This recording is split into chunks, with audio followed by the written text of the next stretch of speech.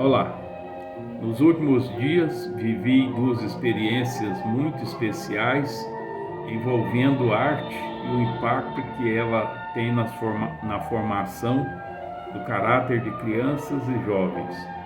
No dia 1º de novembro assisti à peça Astana, Em Busca de Nós Mesmos, apresentada pelos alunos do Colégio Logosó de Brasília, entre eles minha neta Esther. 2 semanas depois, no dia 16 de novembro, estive no Teatro César, em Goiânia, para assistir ao espetáculo de dança dos alunos da Culturale, Escola de Arte e Cultura. Entre eles, filhos de amigos e especialmente minha neta Elisa.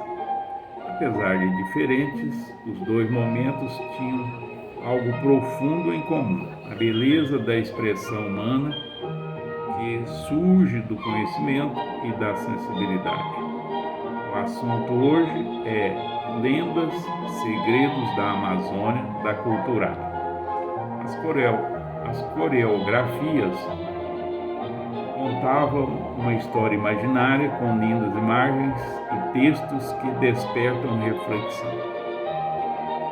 A sinopse mostrava, resumidamente, um casal atravessando a mata selvagem, encontrando seres místicos, ninfas, curupira, animais da floresta e criando laços com indígenas. Vi essa ficção ir além da fantasia. Cada encontro simbolizava um pedaço da própria natureza humana, a pureza, a coragem e a sabedoria ancestral que atravessa gerações. Ver a história traduzida em palavras e movimentos foi muito agradável para uma noite de domingo. A arte, seja dança ou teatro, é uma ponte poderosa. Forma crianças, forma jovens, ensina os adultos, pais e avós, e nos conduz ao mundo das ideias.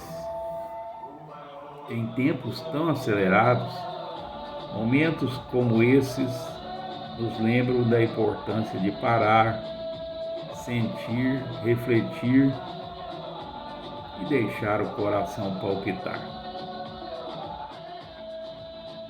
Se essa reflexão falou ao seu coração, deixe seu comentário e compartilhe.